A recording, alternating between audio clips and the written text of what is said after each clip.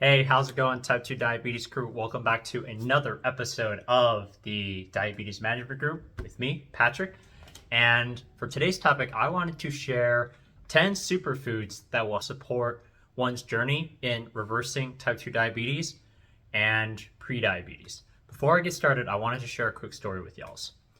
When I went to the office and received the diagnosis that I had prediabetes back in 2021, my primary care provider was simple. Diet and exercise will be the answer to reversing your diagnosis.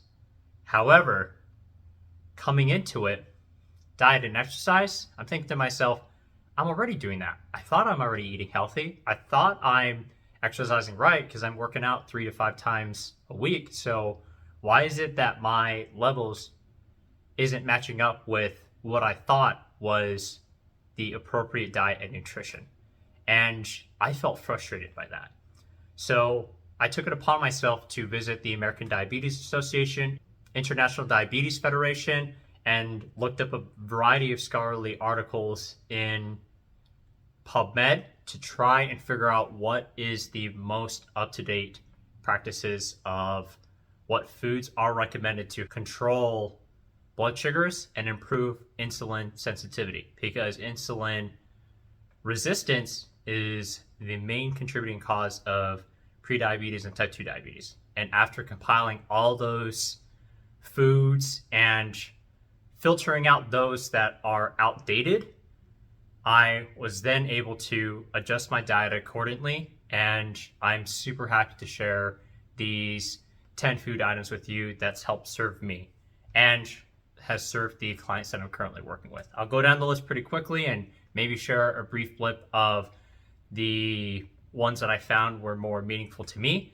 And you can also get the ebook down in the comments below to receive the booklet version of the 10 foods that I have, citing the research articles that does support it. So with the Diabetes Management Group, we are proud to serve people by providing science and evidence-based interventions. And the added bonus of things that has worked well for both myself and my journey in reversing prediabetes and my clients' journeys. Going down the list, it's dark green leafy vegetables. Spinach has been found to significantly improve regulating blood sugar levels and improving insulin sensitivity due to its fiber components and the other nutrients and minerals that are in there. Blueberries is huge. Beans and legumes. So the things that I found with beans and legumes, they have a high fiber content and they're also packed with protein. If y'all have not checked out my past video, increasing the intake of fiber can tend to increase the amount of farts somebody has. And I found that increasing the amount of water that I'm drinking frequently, that has helped reduce the frequency of farts, because since fiber is not digested in our body, instead some of the bacterial growth that's inside of our gut, like our probacteria, will actually start to try and digest down some of those fibers and creating that gassy component, and that's what would cause us to fart. By drinking water, that's actually able to limit the amount of that fermentation process to limit the amount of gas that's reduced, therefore reducing the amount of farts that one would have with it. So that's what I found beneficial for me, and scaling just a little bit for the fiber intake. One would find it pretty difficult of going all in for fiber. Instead, it's better to take a gradual approach until one's body is more accommodated to it and being consistent with it. And the insulin sensitivity improves as a result, and improving the foods that one is able to enjoy with it by pairing it with high fiber meals, such as adding beans and legumes. Healthy fatty fish, such as salmon. Get your omega-3s to help with the insulin sensitivity.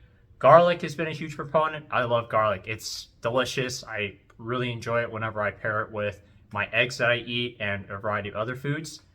Protein. So the huge thing with protein is it actually blunts the response of the blood sugar spikes. So whenever one is wanting to eat ice cream or one is wanting to eat cake and having that cheat day, then pairing it with protein, whether that be in the form of protein powder mixed with water or eating a steak on the side by side with it, that can actually blunt the response of how high that blood sugar will spike, because protein will cause it so it digests slower and it's more of a prolonged response, and improving the insulin sensitivity and improving blood sugar regulation. Do keep in mind though that high amounts of protein and eating the high sugary foods at the same time, it may come back hours later. So make sure to plan accordingly for that. I generally go on 15 to 20 minute walks after I eat my meals, no matter what it is, just to help regulate those sharp spikes. And I feel a lot better because of it. And my blood sugars are also looking a lot greater because of it too. And based off the research articles that are out there, it does support those practices that I have mentioned and have found beneficial for myself. Going down the list, oatmeal without the sugar. So old-fashioned, Kirkland signature, or getting the other oatmeals from different brands and products, that has been helpful. The ones that have added sugars on there, that actually doesn't make oatmeal as great as it could be.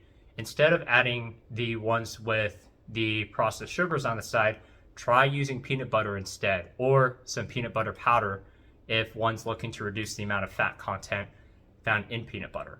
And I found that beneficial in making the oatmeal taste a lot better whenever I do consume it, and getting that extra benefit of that protein and some fats to help me feel fuller for longer.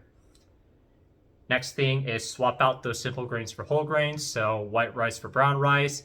If one is wanting to still eat rice, or for breads, swapping out the white breads for the whole wheat breads. And a trick that I learned is by taking a look at the nutrition label. If one can see the amount of fiber that the ingredients has for it compared to the amount of total carbohydrates, take the amount of total carbohydrates, subtract that from the fiber, and the lower that number is, the better it will be for blunting that spike in the blood sugars and improving blood sugar control in the long run, and eventually reversing prediabetes and type 2 diabetes. Asparagus is a huge one too. I generally like to roast mine or bake mine or air fry it. If you haven't invested in an air fryer, highly recommend it. I love it because it reduces the amount of oils and butter that I would need to use to cook it otherwise, and it's helpful that way. And the last thing I wanted to touch on, it's not necessarily food, but it's a sweetener, allulose. So allulose is a plant-based sugar that does not affect a blood sugar response or a blood sugar spike. So if one's wanting to sweeten up their coffee without using any sweeteners, or if they're lactose intolerant and cannot use any milk or half and half, then allulose might be a good alternative for one to do that. Or if one likes their oatmeal to be a little bit on the sweeter side, using allulose can actually help improve one's ability to digest it without having as much of a blood sugar spike. Or if one's wanting to make some cakes or some cookies as a treat yourself moment, then using allulose in replacement for regular table sugar can be helpful in that. With that being said, thank you all so much for tuning in to hearing the 10 superfoods that I've utilized myself and the ones that science recommends for improving type 2 diabetes and prediabetes by lowering the A1C scores, lowering insulin resistance, therefore improving insulin sensitivity. I hope you found this video helpful, and if you have, I'd really appreciate it if you can like this video, subscribe if you haven't already, click that notification bell, follow us on Instagram, TikTok, Facebook, and everything else down in the link in comments below. And we'd really appreciate your support so that we can continue making content like this available for people to utilize in managing their journey. And if you're wanting to work with me personally through personalized health and wellness coaching or through weekly check-ins through emails, feel free to schedule an appointment using the link below, and we can see if we are compatible partners to work towards one's journey in reversing type 2 diabetes and prediabetes and learning how to do so in a fun way. So again, thank you all so much for tuning in. And if you want the ebook to learn more about this and take a look at those research and scholarly articles that comes with it, check the link down there below to get the ebook. Thank you all again for tuning in, and I hope you have a great, wonderful day. See ya.